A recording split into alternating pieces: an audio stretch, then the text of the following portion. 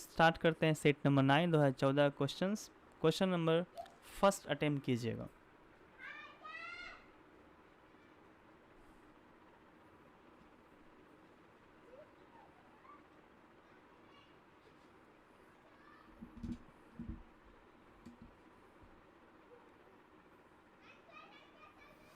हाँ जी, मैं भी out of station, out of Bihar हूँ, तभी अच्छे से क्लास में ले पा रहा हूँ, मतलब कि क्लियरली लाइव ले पा रहा हूँ। मैं हूँ केरला में, यहाँ से मैं क्लास ले पा रहा हूँ। अच्छे टाइम पर वहाँ से निकल चुका हूँ बिहार से, मतलब कि कोइंसिडेंस है। यहाँ आने का रीज़न कुछ और है, मतलब कि रेगुलर चेकअप होता है उसका रीज़न है ही, इसके अलावा कुछ और भी है रीज़न। तो बच्चों क्वेश्चन नंबर फर्स्ट पे ध्यान दीजिएगा। बच्चों 2014 के जो क्वेश्चन है इसमें वोकैबुलरी पर ज़्यादा फोकस किया गया है, ज़्यादा से ज़्यादा वर्ड्स पे काम किया गया है। मतलब देखिएगा कि 3 क्वेश्चन सिनोनिम से है और 3 एंटोनिम से है, 3 इडियम्स एंड फ्रेजेस से है। ठीक है, कभी कभी ऐसा होता है कि इडियम्स एंड फ्रेजेस पूछता ही नहीं है, लेकिन इस साल पूछा हुआ है और वो भी 3 पूछा हुआ है। तो ज़्यादा जो क्वेश्चंस है ये वोकैबुलरी सेक्शन से ज़्यादा है 2014 का जो पेपर है इस पे। तो आप भी फोकस कीजिए क्वेश्चन नंबर फर्स्ट पे। ये सिनोनिम का वर्ड है प्रीवेरिकेशन वर्ड। इसका मतलब क्या होता है बताइएगा।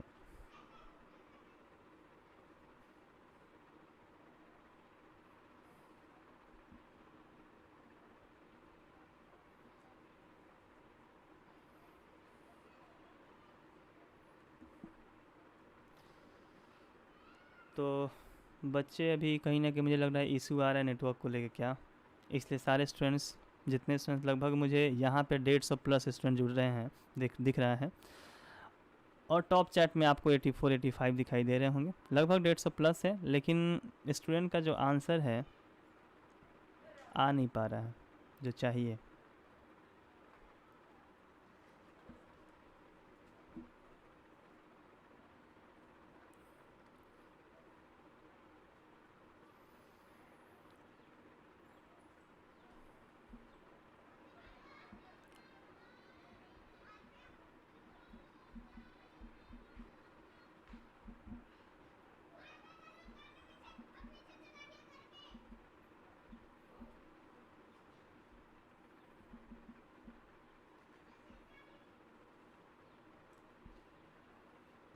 देखो प्रीवेरिकेट एक वर्ड होता है जो वर्ब होता है। आपका आंसर आ चुका है, जो स्टूडेंट डी दे रहे हैं बिल्कुल राइट आंसर है, डी ही होगा आंसर, डी होगा। रीज़न क्या है डी होने का? प्रीवेरिकेट एक वर्ब होता है, उसी से बना है प्रीवेरिकेशन, जिसका मतलब होता है छल कपट करना। प्रीवेरिकेट वर्ब है तो टाल मटोल करना, छल कपट करना। ठीक है, मतलब कि धोखा देना का सेंस होता है। तो ये प्रीवेरिकेशन है तो ये हो जाएगा छल कपट, झूठा, फरेब, कपटी का सेंस देगा। ठीक है, मतलब कि जो भी ट्रूथ है उससे डेविएट हुआ है, जो इंसान भटक चुका है वहाँ से हट रहा है, उसको छोड़ रहा है। मतलब कि ट्रूथ से आप डेविएट हो रहे हो, ट्रूथ से, इसका मतलब कि आप प्रीवेरिकेट कर रहे हो, कहीं ना कहीं छल कपट हो रहा है। ठीक है, तो वही हुआ इसका एग्जैक्ट सिनोनिम्स, ऐसा वर्ड जो यहाँ एकदम choose the one nearest in meaning. ऊपर जरूर पढ़िएगा क्वेश्चन कह क्या रहा है, इसमें यही करना था कि एक वर्ड जो सेम मीनिंग दे रहा है जिसका एग्जैक्ट सिनोनिम क्या होगा। तो प्रीवेरिकेशन का एग्जैक्ट सिनोनिम यही होगा, a deviation from the truth, जो सच्चाई से हटा हुआ है, मतलब कि जो छल कपट कर रहा है, वो सच नहीं बोल रहा है, प्रीवेरिकेशन होगा। और सब जो कन्फ्यूज़न, मोटिवेशन और डिले नहीं होगा। आई होप क्लियर है ये। क्वेश्चन नंबर सेकेंड पर फोकस कीजिए। ये भी यही है सिनोनिम, मतलब देखो यहाँ पे ऊपर पढ़ोगे तो लिखा हुआ out of the 4 options choose one nearest. तो 3 जो क्वेश्चन है फर्स्ट सेकंड थर्ड, तीनों के तीनों सिनोनिम से हैं। तो सेकंड का आंसर दीजिए।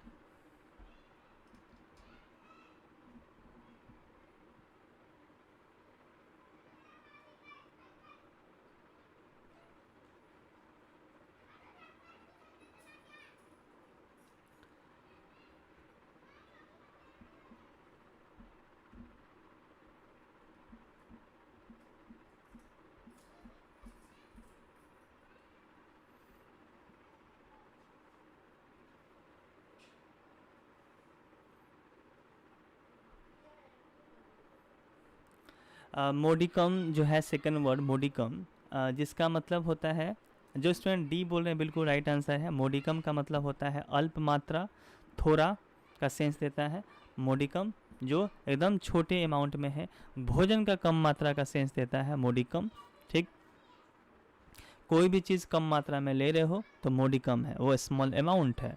मीडियम एवरेज का सेंस देता है, मिनिमम कम से कम। और एटिक्वेट एक अच्छा वर्ड है। एटिक्वेट का मतलब मैनर्स होता है, जिसे हम शिष्टाचार कहते हैं। ठीक है, आप इसको ज़रूर नोट कीजिएगा। एटिक्वेट रिपीट कर सकता है। ठीक, वीवीआई वर्ड है, क्योंकि हर जगह कहीं ना कहीं दिखते रहता है एटिक्वेट, जिसका मतलब होता है शिष्टाचार, जिसे तहजीब बोल सकते हो। ठीक है, मैनर्स। जो चार चार ऑप्शंस होते हैं वो भी बहुत इंपॉर्टेंट होते हैं स्टूडेंट्स, इसलिए सिर्फ क्वेश्चंस के वर्ड पे ध्यान मत दीजिएगा, बाकी के जो ऑप्शन हैं वो सारे वर्ड्स का मीनिंग पता होना चाहिए आपको। ओके, क्लियर है। क्वेश्चन नंबर 3 पे आते हैं। इसका भी सिनोनिम बताना है आपको, इनिमिकल।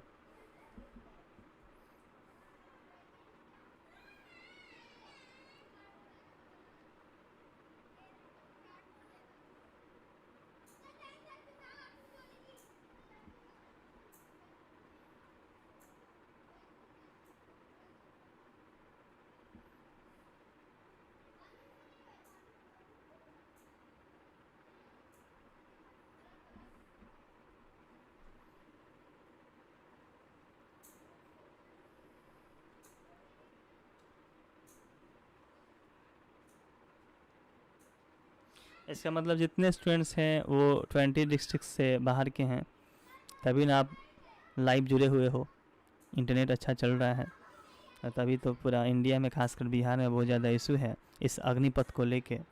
ठीक, हर जगह दंगा फसाद आंदोलन प्रदर्शनकारियों से भरे पड़े हैं।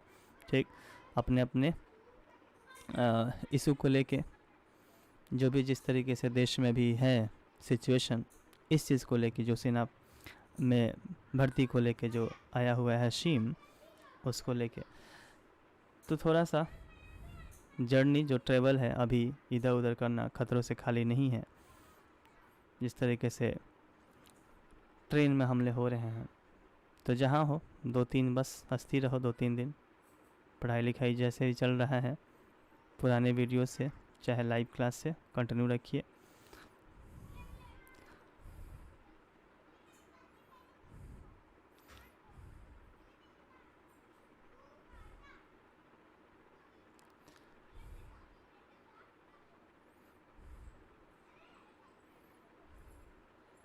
जिस तरीके से सिचुएशन है, नेट तो बंद करना बहुत ज़्यादा अनिवार्य हो गया था। जिस तरीके से र्यूमर्स फैल रहे हैं, जिस तरीके से वीडियो क्लिप फैल रहे हैं, इसलिए इस पर नियंत्रण के लिए ये नेट जो नेटवर्क बाधित किया गया है बहुत ज़रूरी बन जाता है। तो शायद 19 से 20 किया गया था, 19 तक था नेटवर्क इशू, अब शायद 20 तक हो गया है। आज सिर्फ एक्सटेंड किया गया था। कल से मुझे लगता है कि नेटवर्क शानदार चलना चाहिए सबके साइड, सारे डिस्ट्रिक्ट में, सारे स्टेट में। तो बच्चों जो भी है, चलिए जो स्टूडेंट जुड़ गए हैं काफ़ी है। इनिमिकल एक वर्ड होता है, इसको प्रोनाउंस अच्छे से कीजिए, इनिमिकल। इनिमिकल का मतलब होता है शत्रुता। ठीक है, जिससे आपको कहीं ना कहीं किसी से अनबन है, इनिमिकल कहलाएगा। शुद्ध हिंदी में आप विरोधी कह सकते हो। ठीक है, एग्जैक्ट इसका सिनोनिम अपोनेंट भी होता है। इनिमिकल का मतलब विरोधी। ठीक है, जो आपके प्रतिकूल कोई सोच रखता है। ठीक, जो शत्रुवत हो, जो शत्रु है, जो दुश्मन है, ठीक, जिससे आपसे बैर है, ओके, तो उसको इनिमिकल कहते हैं। तो ऐसा कौन सा वर्ड है जिसका एग्जैक्ट सिनोनिम्स होगा, सेम मीनिंग देगा? तो होगा उसका आंसर होस्टाइल। जो भी स्टूडेंट बी बोल रहे हैं बिल्कुल राइट आंसर है। होस्टाइल का मतलब भी वही होता है, विरोधी कह सकते हो, शत्रुतापूर्ण। ठीक, जिससे मतलब द्वेष भाव है, शत्रुता है, होस्टाइल कहता है। तो क्रिटिकल आलोचना होता है, ऑब्वियस का मतलब स्पष्ट होता है, क्लियर जिसे बोलते हैं, जिसमें डाउट ना हो, क्लियर है, स्पष्ट है, ऑब्वियस। हॉस्टाइल हो गया। और प्रीटेंसियस एक बहुत अच्छा वर्ड है, इसका मतलब होता है अभिमानी। प्रीटेंसियस, जिसका मतलब क्या बोलोगे? अभिमानी। एरोगेंट कह सकते हो या कपटी कह दो, चाहे धूर्त कह दो, सही है। ओके, छल्ली, धूर्त, अभिमानी, कपटी is called pretentious. Okay, arrogant English में या हॉटी कह सकते हो। आगे बढ़ते हैं। क्वेश्चन नंबर 4 के पहले ये मैं जूम आउट करूँ तो शायद ये टोटल ऑप्शन दिख पाए। अब बच्चों ये 3 क्वेश्चन सिनोनिम से हम लोग कर चुके हैं। ये वर्ड्स लिखते चलिएगा क्योंकि ज़्यादातर वोकैब से जो होते हैं क्वेश्चंस वो रिपीट होता है, वोकैबलरी तो रिपीट होगा, तो अगर 2-3 भी आ जाता है एग्ज़ाम में तो बहुत हो जाता है। बच्चों आंसर दीजिएगा। रैम्पंट ये नाम है इसका, रैम्पंट। आंसर दीजिए।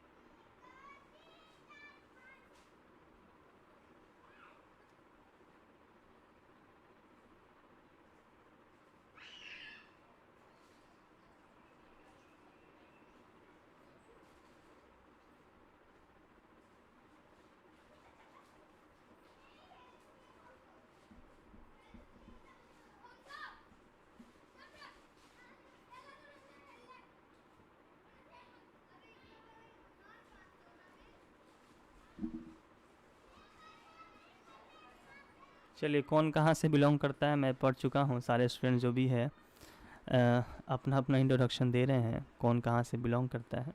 चलिए, लगभग सारे स्टूडेंट्स बिहार से ही हैं और बिहार पीएम है तो ज़्यादातर बिहार से ही होने चाहिए। तो जो 20 डिस्ट्रिक्ट से बाहर से हैं, जो जहाँ नेट चल रहा है वो स्टूडेंट जुड़े हुए हैं। चलिए ठीक है, रैम्पेंट देखते हैं वर्ड। ठीक है, इसका मतलब क्या होता है? आइए पॉइंट पे, अपने क्वेश्चंस पे बने रहिए। ठीक है, अपने अपने तरीके से जो भी चीज़ स्टूडेंट बोल रहे हैं रिप्लाई दे रहे हैं, क्वेश्चन से बस मत भटकिएगा। रैम्पेंट कहलाता है जो अनियंत्रित है। कोई भी, मान लो कि कोई पॉलिटिकल वायलेंस ही हो गया, मान लो, ठीक है, जैसे कि अभी चल रहा है, ठीक है, जैसे अग्निपथ जो चल रहा है, अग्निपथ वो एक वायलेंस की तरह हो चुका है अभी, जो रैम्पेंट हो चुका है, वो अनियंत्रित है बोला जा सकता है। ठीक, जो उग्र है, जैसे कि कोई भी चीज़ जो हमारे नियंत्रण में नहीं है, अनकंट्रोल्ड है, उसको रैम्पेंट बोलेंगे। लेकिन ठीक इसके अपोजिट जो कंट्रोल्ड है, ठीक है, जो नियंत्रित है, उसको क्या बोलोगे? उसका आंसर क्या दोगे?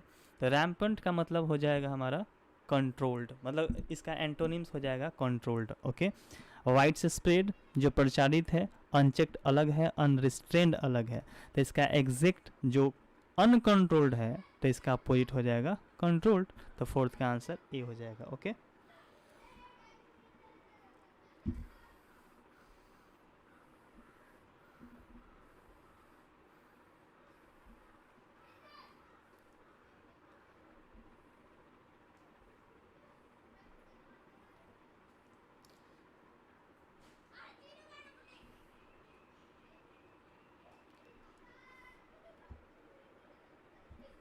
लैकेडेसियस 5 नंबर जो वर्ड है ये है लैकेडियस, लैकेडेसियस।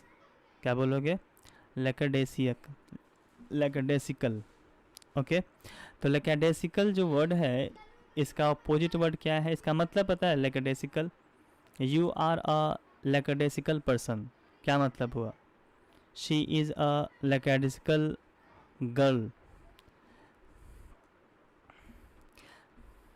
हिंट्स, जो लेजी है, मतलब जो सुस्त है बोल सकते हो। मैं हिंट्स दे रहा हूँ, इसका अपोजिट वर्ड बताना है। अपोजिट, लैकेडेसिकल जो खासकर भावुकता में जो जी रहा है, मतलब कि जो इमोशनल है, सीधी सी बात है। लैकेडेसिकल का मतलब इमोशनल, जो दम सेंटिमेंटल है। एडजेक्टिव वर्ड है ये, वर्ड एडजेक्टिव है, तो भावुक कह सकते हो, जो नाजुक है, जब डेलिकेट दिल का है, जो हार्टली इमोशनल है। तो क्या बोलोगे? ठीक इसका उल्टा अब सोचो, क्या वो मतलब एंथुसियास्टिक होगा वो इंसान, उत्साहित होगा कि लेजी होगा? तो सीधी बात है, इसका अपोजिट वर्ड देखोगे तो एंथुसियास्टिक होगा। जो इंसान इमोशनल है, सेंटिमेंटल है, जो सुस्त है, और ठीक उसका अपोजिट आओगे तो एंथुसियास्टिक, जो पूरी तरीके से हर्षोल्लास से है, जिसके पास एनर्जी है, बल है, ऊर्जा है, एंथुसियास्टिक है।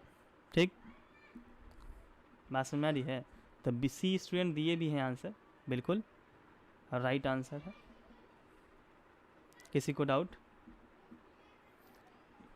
एक वर्ड होता है इंथुजियाज्म, जिसका मतलब उत्साह होता है, पता है ना? इंथुजियाज्म एक नाउन होता है, इंथुसियास्टिक एक एडजेक्टिव हो जाता है, जिसका मतलब वही जोश, उमंग, उत्साह कह सकते हो। डिसइंटरेस्टेड, इंटरेस्टेड का अपोजिट वर्ड है, और रुचि कहते हैं आलसी और रेडी होगा नहीं। लास्ट वर्ड है एंटोनिम्स का, 3 वर्ड में 6 नंबर समझिए, इक्वानिमिटी।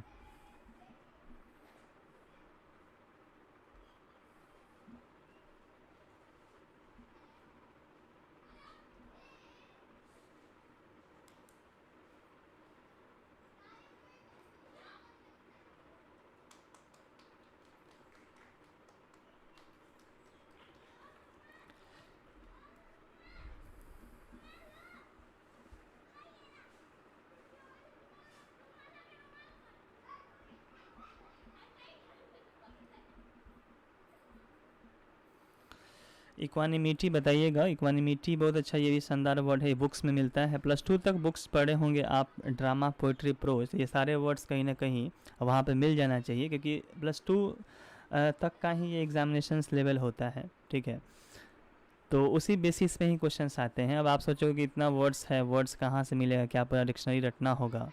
तो ये सब कहीं ना कहीं वही बुक्स, स्टोरीज, पोइट्री, ड्रामा से ही है। अगर ये वर्ड बुक्स में नहीं मिला होगा तो मेरा वोकैबुलरी का PDF देखिएगा, जो टेलीग्राम पे है। आप सभी स्टूडेंट जुड़ गए होंगे टेलीग्राम पे, तो वहाँ पे सिनोनिम्स एंटोनिम्स का वर्ड देखिएगा, वर्ड्स मिलना चाहिए जो भी है ये क्वेश्चंस। इक्वानिमिटी निकालिएगा तो आई होप कि मिल जाना चाहिए। तो कम से कम उस वर्ड्स को भी देखिएगा, जितना वो कैब का PDF सेंड किया हूँ। लास्ट क्षण में वही एक काम आने वाला है, दूसरा कोई ऑप्शन नहीं है। ये नहीं बोल रहा हूँ कि 9, 10 के 11, 12 का पोइट्री, प्रोज उठाइए और पढ़िए। जो 1 साल 2 साल का कोर्स है, उसको आप 1 महीने में या 2 महीने में करने के लिए यहाँ पे बने हुए हैं, समझिए एक तरीके से। तो जो पहले से पढ़ रहे हैं बेसिक, ठीक है, उनको तो कोई डाउट, कोई दिक्कत होगा नहीं। तो बच्चों, इक्वानिमिटी का मतलब होता है समता का यूज़ किया जाता है। समता समझते हो शुद्ध हिंदी में? जो स्वभाव जो होता है किसी का, बिहेवियर, उसमें एक समभाव होता है, मतलब उसमें एक संतुलन होता है, एक बैलेंस है। ठीक है, संतुलन या बैलेंस कर सकते हो। ठीक है, मैनर्स में संतुलन, जो भी इंसान अगर कोई वर्ड्स निकाल रहा है अपने मुख से, शब्द निकाल रहा है, उसमें एक कहीं ना कहीं सोचा समझा एक संतुलन रूप में उसके शब्द आ रहे हैं। ठीक है, उसका स्वभाव बहुत अच्छा है, उसमें समृद्धि है। ठीक है, तो उसको बोलते हैं हम लोग इक्वानिमिटी। लेकिन किसी का अगर माइंड, किसी का अगर बिहेवियर उस तरीके से ना हो, जिसमें बैलेंस ना हो, मतलब एकदम व्यग्र हो, एकदम क्या बोलते हैं उसको, सोच से घबराहट दिख रहा हो, व्याकुलता दिख रही हो, ठीक, उसमें उद्वेग दिख रहा है, मतलब कहीं ना कहीं एंग्जाइटी में है वो। एंग्जाइटी में होगा तो इंसान घबराहट में होगा। ठीक है, उसमें व्याकुलता होगी, उसमें व्यग्रता होगी, समझ रहे हो? तो उसमें फियर होता है, एंग्जाइटी, चिंता का सेंस देगा। ठीक इसका अपोजिट वर्ड यही होगा, जिसमें बैलेंस है वो इक्वानिमिटी, जो इम्बैलेंस है वो एंग्जाइटी। ओके, तो हो जाएगा 6 का आंसर ए। एग्जैक्ट एंटोनिम्स यही होगा। कंपोजर, हेस्ट और अनडिस्टर्ब अलग अलग वर्ड है। अगर कंपोजर की बात किया जाए तो एक कंपोजिशन होता है, एक कंपोजर होता है। तो कंपोजर कहलाएगा हमारा, पेशेंस के रूप में कहा जाता है कंपोजर, कि you have patience in struggling time. Composer जिसे हम हिंदी में धैर्य बोलते हैं, जिसे आत्मसंयम कहा जाता है। ठीक है, जिसमें कंसिस्टेंसी है। ओके, मानसिक संतुलन जिसके पास है वो कंपोजर है। जिसके पास मानसिक संतुलन नहीं है मतलब कि वो एंग्जाइटी में है। ओके। हेस्ट जल्दबाजी या शीघ्रता होता है, और अनडिस्टर्ब जो पूरी तरीके से परेशान ना हो, डिस्टर्ब ना हो। तो बच्चों,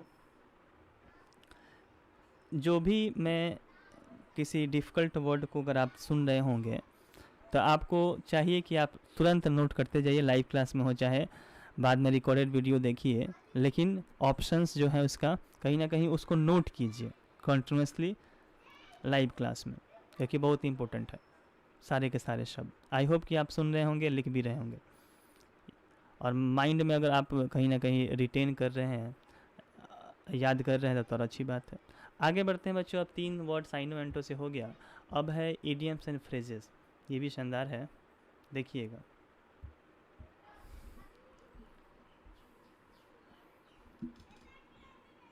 कोई भी डाउट होगा बिल्कुल मैसेज कीजिएगा।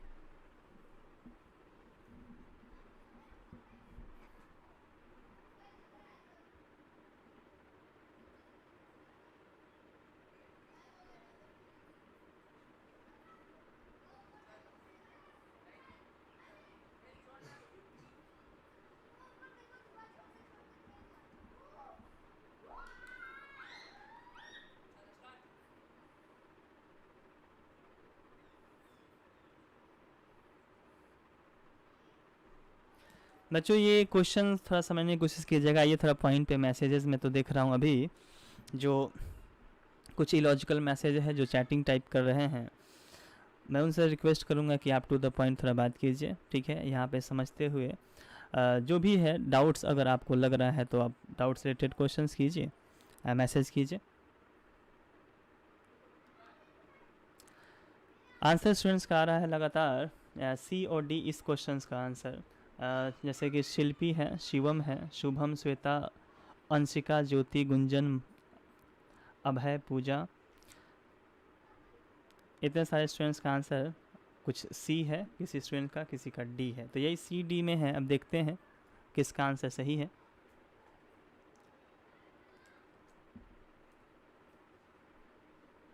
नेहा कुमारी कहना है सर इंग्लिश में कुछ नहीं आता हमको।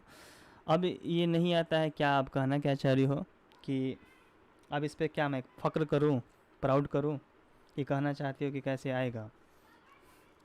बहुत आप हो सकता है लेट आप ज्वाइन की होंगी बैच, या बेसिक आप ख़राब करके रखी होंगी, तो इसमें डरने की बात नहीं है। ख़राब है तो अच्छा होगा, बस अपने हार्डवर्क पे थोड़ा फोकस कीजिए, अपने सेल्फ डिसिप्लिन पे फोकस कीजिए, ठीक है। किस तरीके से पढ़ना है, क्या पढ़ना है, उसको थोड़ा एक प्लान बनाना पड़ता है, योजना बनानी पड़ती है, ठीक।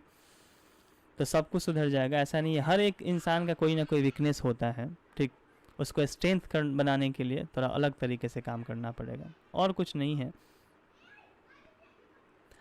तो बच्चों ये जो क्वेश्चन है ये कह रहा है कि his phenomenal success shows that he has got the Midas touch. एक इसमें इडियम है मिदास टच, इसी का एग्जैक्ट सिनोनिम्स पूछ रहा है। सिनोनिम्स का इसका सेम मीनिंग या आप बोल सकते हो इसका अर्थ पूछ रहा है। तो मिदास टच का मतलब क्या होता है? तो बच्चों आप एक स्टोरी पढ़े होंगे, जब आप बचपन में पढ़े होंगे, सीधा सीधा कहा जा सकता है। एक राजा की कहानी कि वो कोई भी चीज़ टच करता था तो वो सोना हो जाता था। सुने हो, एक स्टोरी था ही। तो उसके पास एक वरदान थी मिडास टच। मिडास टच उसी को बोलते हैं कि जो भी चीज़ वो टच करे वो सोना हो जाए, चाहे वो जिस प्रोजेक्ट में, चाहे जिस एरिया में वो कार्य करे, कोई भी एक्शन करे, तो उसके लिए तो वो उसके पास इतना एबिलिटी है कि हर क्षेत्र में वो सक्सेस होगा, ठीक है।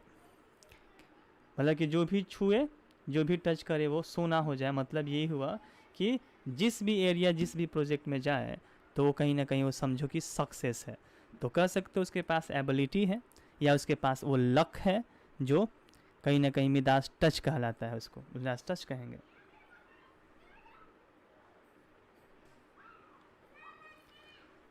तो बच्चों इसका आंसर सी हो जाएगा, बिल्कुल राइट आंसर है। मतलब कि वो योग्यता जो हर प्रोजेक्ट में आपको सक्सेस दिलाए, वो आपका योग्यता, मतलब कि वो एक एबिलिटी या वो एक लक, वो आपको मिडास टच कहलाएगा। यहाँ पे यही कह रहे हैं कि उसका जो फेनोमेनल सक्सेस है ना, यह दर्शाता है, उसका जो एक खतरनाक, एक शानदार, एक उनकी सफलता है ना, वो दर्शाता है कि उसके पास एक मिडास टच है, मतलब कि वो जो भी टच करता है वो उसके पास समझे कि वो सोना है।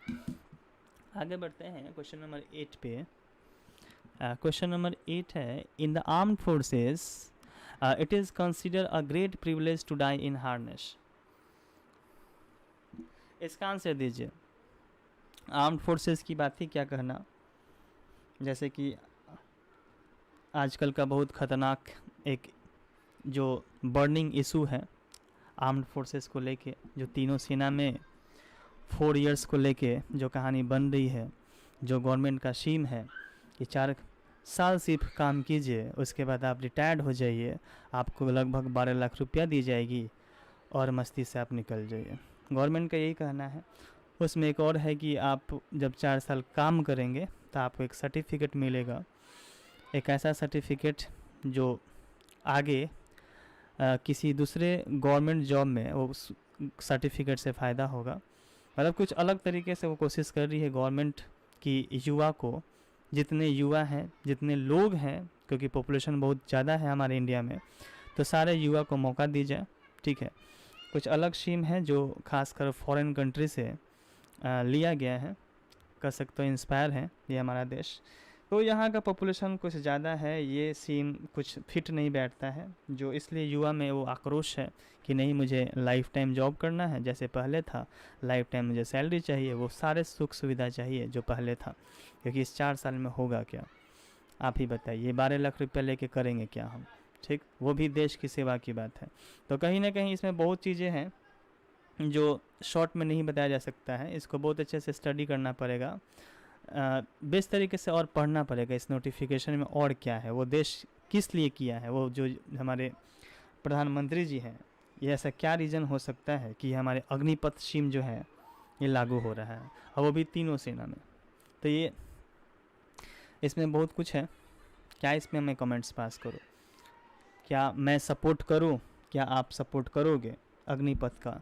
तो अभी कहना मुश्किल है मेरे लिए भी, लेकिन ये कहूँगा ज़रूर कि जो स्टूडेंट्स के साथ हो रहा है ये नहीं होना चाहिए। एक तो स्टूडेंट्स को जो ईयर है, जो साल है, वो बढ़ा दिया गया। ठीक, जो फिज़िकल जिनका हो गया था, अभी 2-3 साल से तैयारी कर रहे थे, इन सब के साथ अत्याचार थोड़ा सा हो गया, बहुत ज़्यादा हो गया।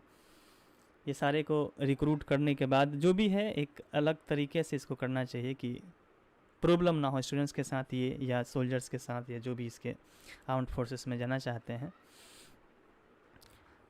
तो एक बहुत बड़ा क्वेश्चन है ही, प्रश्न है कि क्या अग्निपथ जो है स्कीम, क्या ये उचित है या नहीं है, क्या इसे सपोर्ट करना चाहिए या नहीं करना चाहिए? तो अगर आप सपोर्ट भी नहीं करते हो तो स्टूडेंट से या हर एक नागरिक से ये तो दरख्वास्त होना चाहिए कि आप हिंसात्मक ना हो। ठीक है, आप जो जैसे जिस तरीके से ट्रेन जला रहे हो, जिस तरीके से उग्रवादी बने हुए हैं, समझ रहे हो, रोड पर उतर के हिंसक हुए हैं, तो ये सब क्षति करने की आवश्यकता नहीं है। शांतिपूर्ण आंदोलन किया जा सकता था, प्रदर्शन किया जा सकता था। अपने देश का नुकसान पहुंचाना सही नहीं है। ठीक है, ट्रेन जला जला के, लोगों को मार के, पीट के, परेशान करके अगर आप देश की सेवा ही करना चाहते हैं तो किस टाइप के आप सोल्जर बनना चाहते हैं कि पूरा देश को जलाना चाहते हैं? तो इस तरीके से भड़कना नहीं चाहिए विद्यार्थियों को। शांतिपूर्ण प्रदर्शन किया जा सकता है, ठीक है, हर देश में किया जा सकता है, इसके अगेंस्ट जा सकते हैं, कोई दिक्कत नहीं है।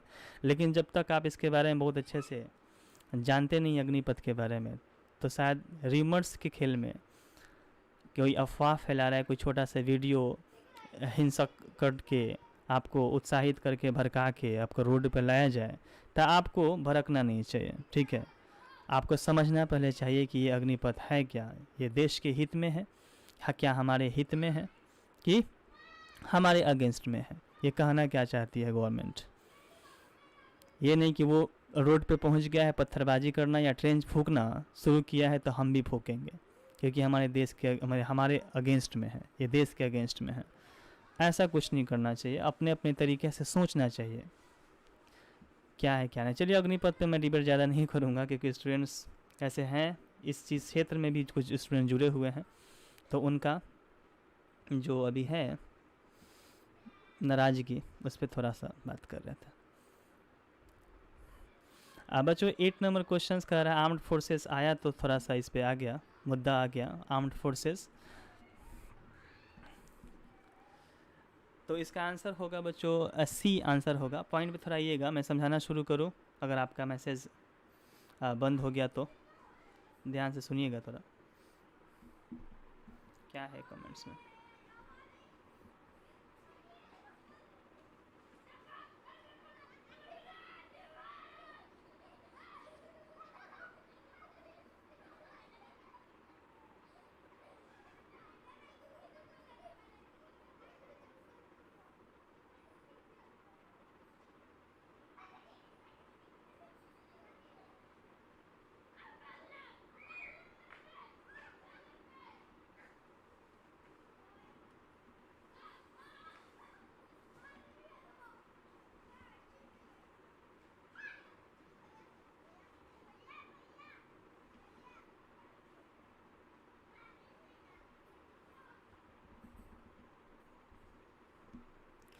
बच्चों इसको थोड़ा समझने की कोशिश कीजिएगा, आपका मैसेजेस में पढ़ने की कोशिश किया, लगभग बहुत सारे मैसेजेस हैं, लेकिन वही है, अपना अपना कमेंट्स इस पे दे रहे हैं।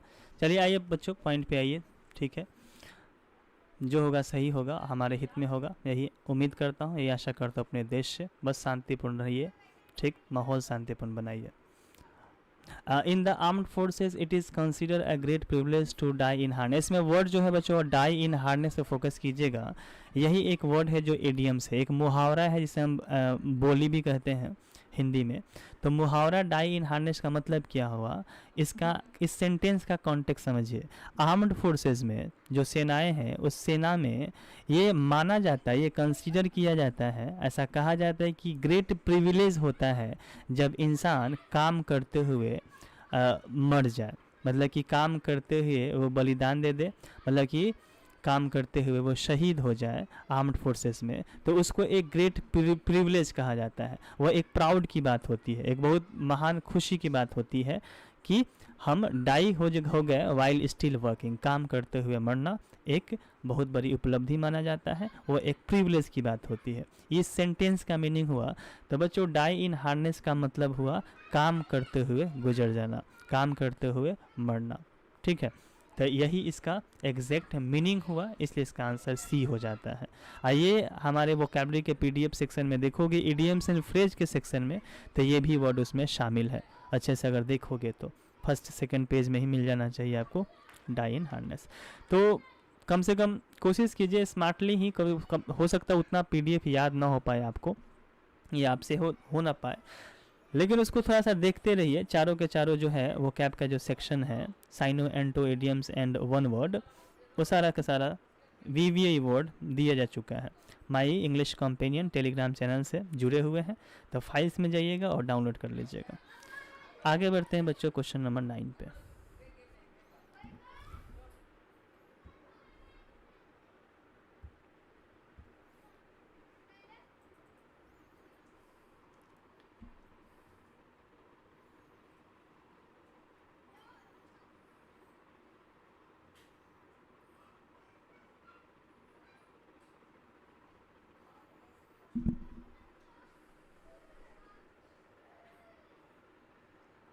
अरे ये कौन स्टूडेंट, रुकना एक सेकंड, एक डाउट स्टूडेंट्स का है कि सर बैटल फील्ड में डाई की बात कर रहे थे, बैटल युद्ध के फील्ड में मरने के सिर्फ सेंस ये अलग हो गया। आप जैसे मान लो कि कोई जॉब सिर्फ आर्म्ड फोर्सेस में नहीं बोल रहा हूँ, ये बात हुई इडियम्स का यूज़ आप कहीं भी कर सकते हो, जैसे कि आप ऑफिशियल वर्क भी कर रहे हो, कोई नॉर्मल जॉब भी कर रहे हो, ठीक है, उसमें काम करते हुए आप रिटायर्ड नहीं हुए हो, तब आप कहीं गुजर गए, काम करते हुए गुजर गए, तब भी तो सेंस हो सकता है।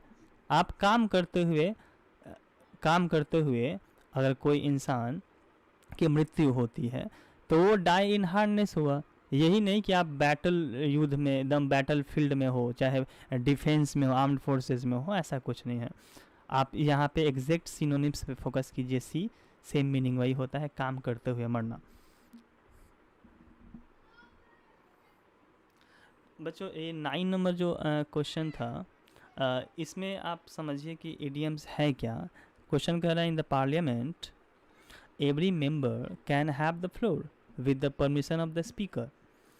मतलब पार्लियामेंट में जितने मेंबर होते हैं ना, जितने मेंबर, वो हैव द फ्लोर कर सकते हैं। हैव द फ्लोर ही एक वर्ड है बच्चों, ये है इडियम्स, जो स्पीकर के परमिशन पे उनके पास। अब क्या इसका एग्जैक्ट मीनिंग, तो स्टूडेंट का कहना ज़्यादातर होगा सी, लेकिन आंसर गलत हो जाएगा। सी स्टूडेंट जो भी दे रहे हैं आंसर रॉन्ग है। इसका आंसर होगा डी, क्योंकि हैव द फ्लोर एक इडियम्स है, एक मुहावरा है, जिसका मतलब होता है कोई भी अपना बात रख सकता है। मतलब कि किसी को भी, देखो एग्जैक्ट इसका मैं हिंदी नहीं बता पा रहा हूँ, मैं कहना चाह रहा हूँ हैव द फ्लोर का एग्जैक्ट डेफिनेशन बता रहा हूँ।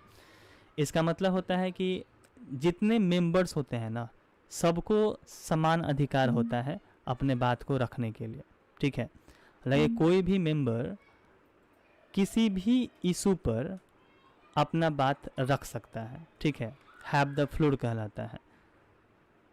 किसी भी इशू पे आप बात रखिए, सबको मौका समान है, ठीक है। कोई भी मुद्दा आप उठा सकते हैं, ठीक है, have the floor. Same rights, equal rights, have the floor मतलब every member have, every member has equal rights. Every member has raised an issue, you can say in English, is called have the floor. तो raise an issue student जो बोल रहे हैं बिल्कुल right answer होगा। have the floor मतलब किसी भी मुद्दे को उठाना, किसी भी इशू को आप समान रूप से कह सकते हो, उठा सकते हो। बच्चों यहाँ पे भाषण देना, मेक अ स्पीच का सेंस बिल्कुल नहीं होगा, ठीक है। ये नहीं कि सभी मेंबर भाषण दे सकते हैं, सभी मेंबर को इक्वल राइट्स है इसी को रेज करने के लिए, यहाँ पे ये सेंस बनेगा, ठीक है। फ्लोर पे बैठना का सेंस नहीं है और घर को छोड़ने का सेंस नहीं है, उल्टा पुल्टा ये ऑप्शन है, रेज एन इशू। बच्चों लास्ट क्वेश्चन ये वोकैबुलरी से 10 number question, idioms and phrases का जो है, कितना है, लास्ट हो गया क्या? ओके 7, 8, 9 हो चुका है, लास्ट कंप्लीट है। अब आइए फिलर्स पे, fill in the blanks section से है ये। क्वेश्चन नंबर 10 पे फोकस कीजिए, आंसर दीजिएगा, बहुत मस्त क्वेश्चन है।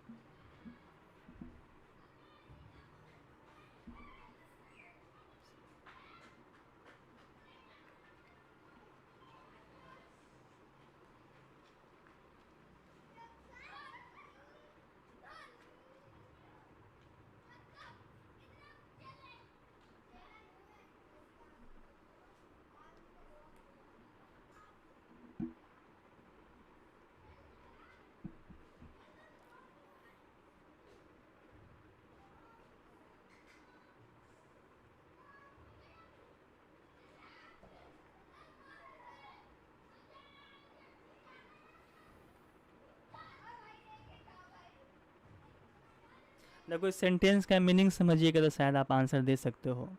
देखिए सेंटेंस का मैं मीनिंग बता रहा हूँ, अगर आप कॉपी पेस्ट करोगे या हो सकता है आप बुक से निकाल के सीधा आप ए बोल रहे होगे, तब वो अच्छा नहीं है, क्वेश्चन का आंसर आपका ये कहा जा सकता है सूटेबल नहीं हुआ वो।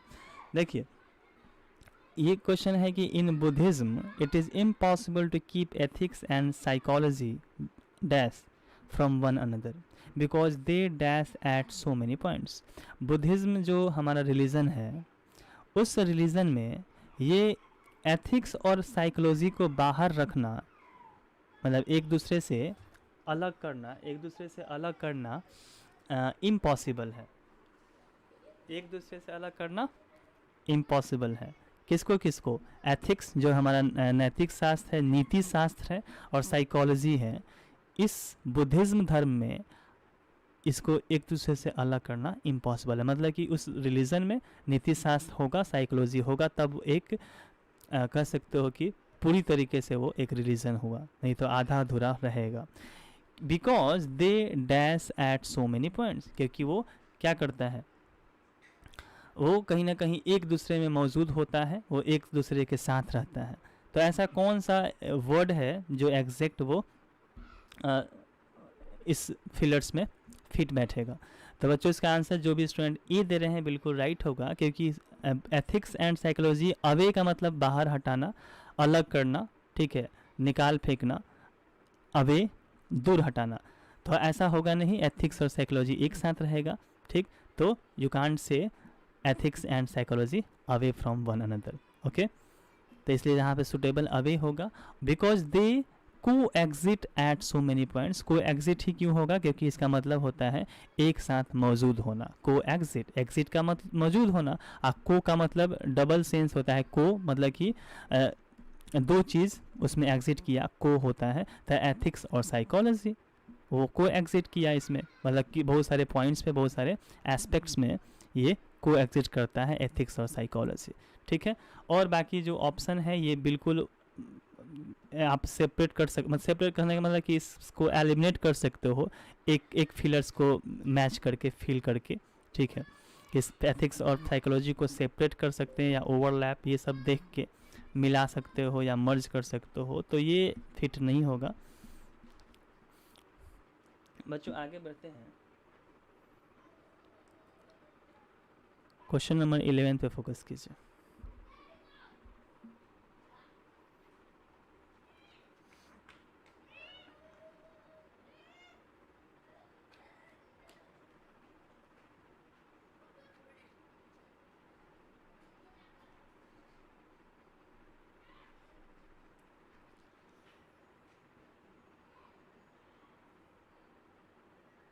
क्वेश्चन नंबर जो 11 है इसको समझने की कोशिश कीजिएगा। ये कह रहा है ना, मैं हिंट्स दूँ, मैं मीनिंग समझाऊँ, आपका मीनिंग समझना होगा। एग्जाम में आ जाए तो कभी भी कोशिश कीजिएगा पहले इसका मीनिंग समझे तब आंसर दे। कह रहे कि there are many dash associations, ऐसे बहुत सारे एसोसिएशन हैं जो वर्किंग एसोसिएशन है जो काम करती है किसके लिए, for the upliftment of the down trodden.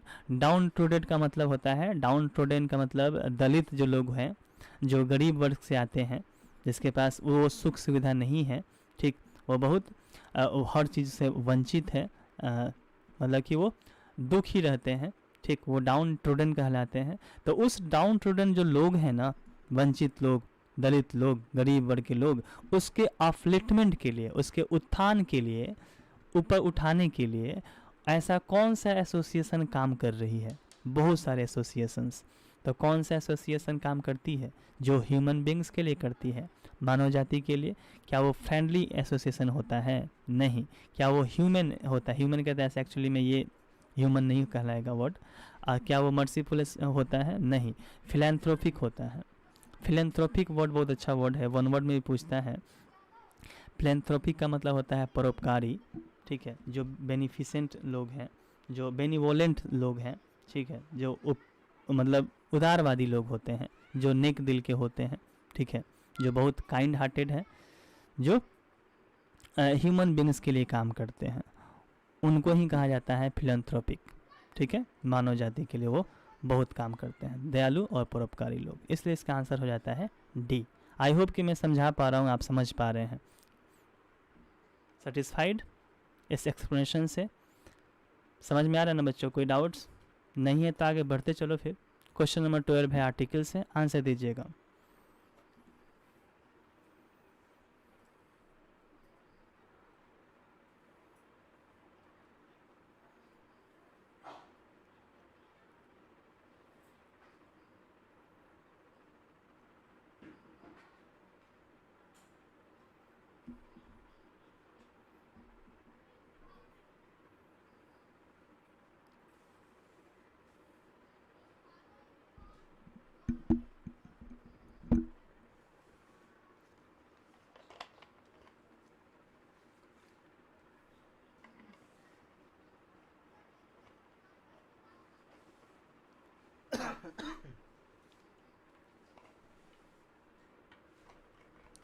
Okay students का इसमें आंसर बहुत कम आया, क्योंकि स्टूडेंट्स शायद समझ नहीं पाए।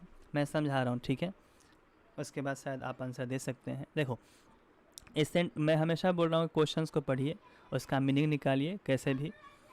इसमें हो सकता है अगर आंसर भी दो तो एक स्मार्टली दे सकते हो, एलिमिनेट करके भी दे सकते हो, मतलब कि 4 ऑप्शन में से 2 को छांटिए, कैसे छांट सकते हैं, कैसे एलिमिनेट कीजिएगा। क्वेश्चन कह रहा है कि dash people students who read for dash knowledge don't care for dash results. मतलब कि कुछ ही स्टूडेंट्स होते हैं ना, बहुत कम स्टूडेंट्स होते हैं जो ज्ञान के लिए पढ़ते हैं, और जो ज्ञान के लिए पढ़ता है नॉलेज प्राप्त करने के लिए, वो कभी रिजल्ट का केयर नहीं करता कि रिजल्ट क्या आए क्या नहीं, उससे वो चिंतित नहीं रहता है, ठीक है, उसका कोई केयर नहीं है जो नॉलेज के लिए पढ़ता है। लेकिन जो रट्टा मारता है, बस पढ़ते जाता है, उसके पास कोई ना कोई प्रॉब्लम आएगी रिजल्ट को लेके, हमेशा चिंतित रहेगा। मतलब सेंटेंस का एग्जैक्ट मीनिंग तो यही हुआ। तो बहुत कम स्टूडेंट्स, मतलब कि बहुत कम संख्या में स्टूडेंट ही होते हैं जो नॉलेज के लिए पढ़ते हैं।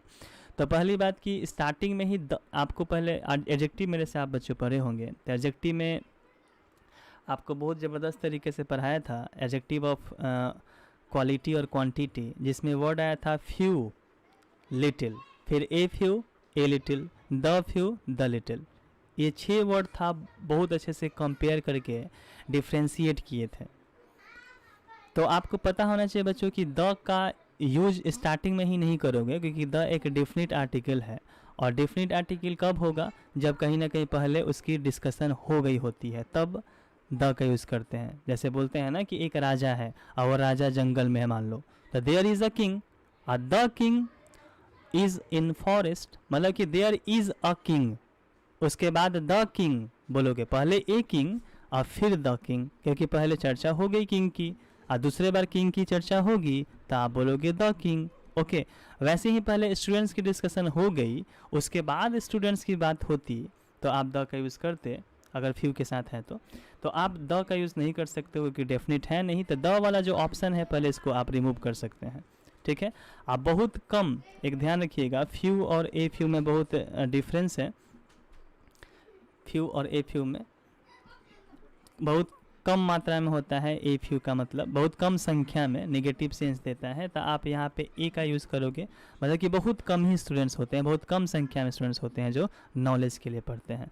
तो और फिर नॉलेज जो है बच्चों, तो नॉलेज में तो खैर अनकाउंटेबल नॉलेज है, तो इसमें तो ए एन का यूज़ नहीं किया जाता है। तो सी में देखोगे तो एन लगा है, तो सी को भी एलिमिनेट कर सकते हो।